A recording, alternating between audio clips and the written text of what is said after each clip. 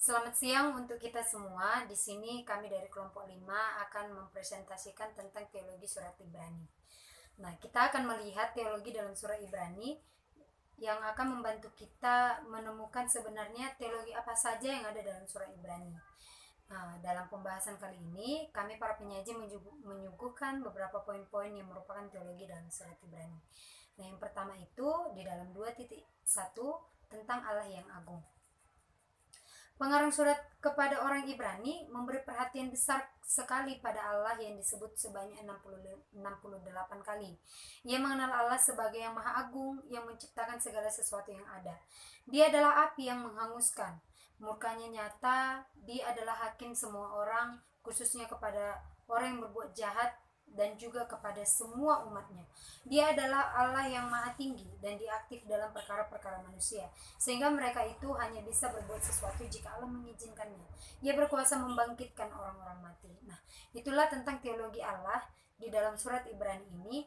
Nah, ayat-ayat pendukungnya telah kami paparkan dan telah kami sajikan di dalam paper kami. Mungkin bisa membantu teman-teman semua untuk menguatkan argumentasi dalam surah Ibrani ini tentang Allah.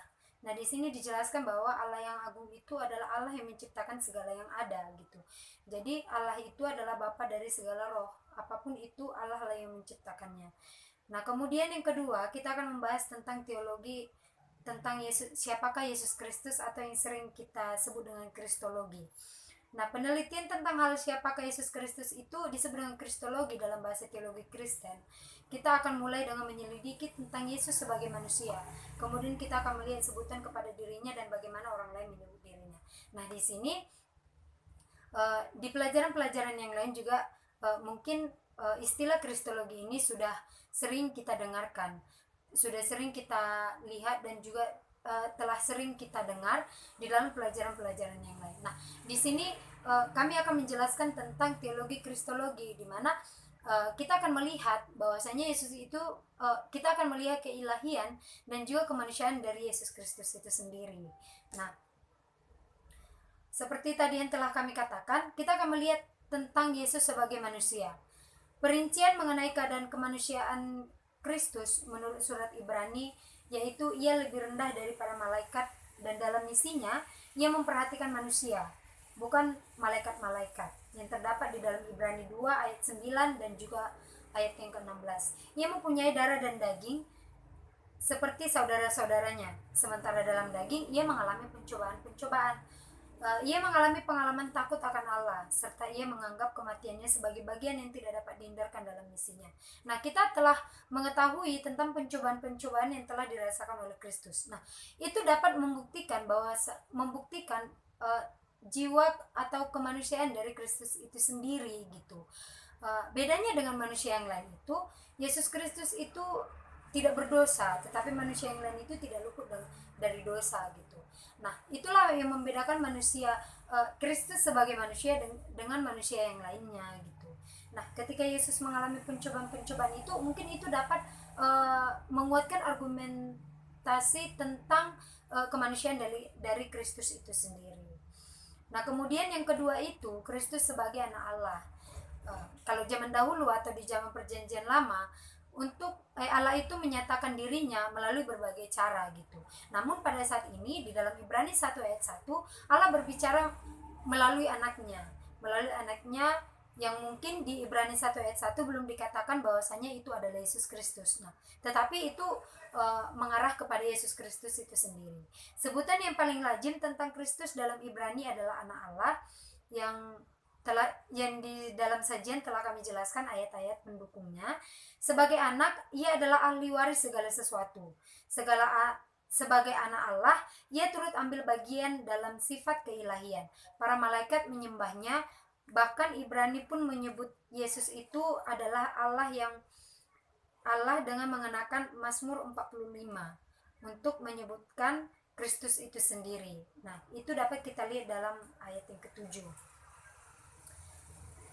Dia adalah anak Allah yang ditinggikan. Ia adalah raja yang diurapi oleh Allah. Nah, Kristus itu adalah anak Allah. Dia di sini dapat kita lihat tentang keilahian Kristus itu sendiri gitu. Jadi hubungannya dengan Allah itu sangat dekat, bahkan dia adalah putra.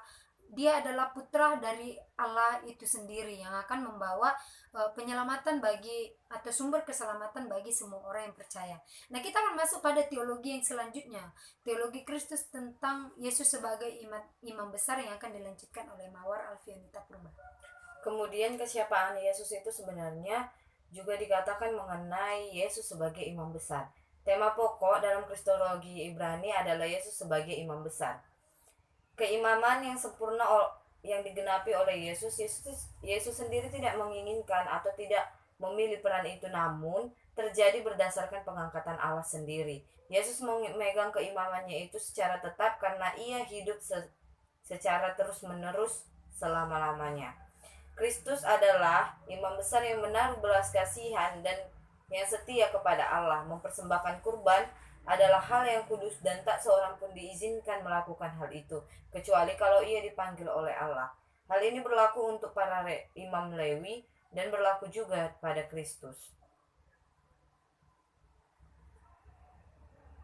Kemudian, mengenai keselamatan. Kata keselamatan atau soreteria, kata kerja sozo, berarti kelepasan.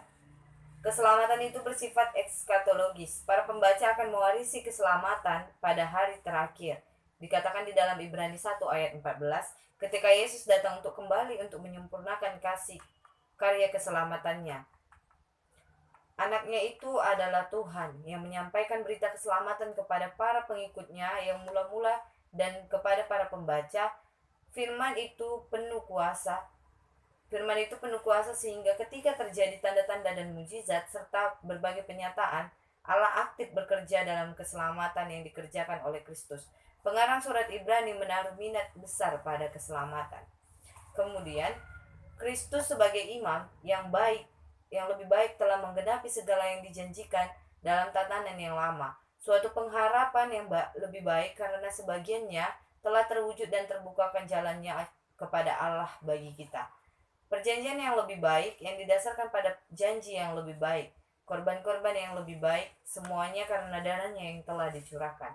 Kemudian kita masuk ke dalam teologi surat Ibrani yang lainnya, yaitu dalam kehidupan Kristen. Walaupun manusia mempunyai kedudukan yang lebih tinggi di antara semua ciptaan, namun manusia itu fana. Manusia ditetapkan untuk mati, dan sesungguhnya ia hidup dalam ketakutan akan maut. Dalam hal ini manusia berada dalam cengkraman iblis yang berkuasa atas kematian. Lagi pula digambarkan bahwa keadaan manusia itu lemah. Inti surat Ibrani ini adalah bahwa semua manusia tidak mampu datang kepada Allah dan tidak berdaya untuk menyelamatkan dirinya sendiri. Inilah sifat dasar kelemahannya. Kita percaya dan beroleh hidup, kita memandang kepada Yesus yang memimpin kita di dalam iman. Persyaratan utama bagi kehidupan Kristen dalam Ibrani adalah iman. Iman dalam Ibrani mengandung penekanan yang jelas berbeda dengan Yohanes dan Paulus. Yang terakhir, melihat iman sebagai penyerahan pribadi kepada Yesus sehingga terjalin persatuan dengan Kristus dan akhirnya membuahkan keselamatan. Ibrani ditulis menguatkan orang-orang percaya agar berdiri teguh dan dalam iman yang berpusat pada perjanjian-perjanjian Allah yang berbeda, perjanjian-perjanjian Allah dan kepada berkat-berkat yang diterima di dalam Kristus. Penulis surat Ibrani menuliskan bahwa tanpa iman tidak mungkin orang berkenan kepada Allah. Jadi dengan iman itu seseorang berkenan kepada Allah. Demikianlah penjelasan dari kami. Terima kasih.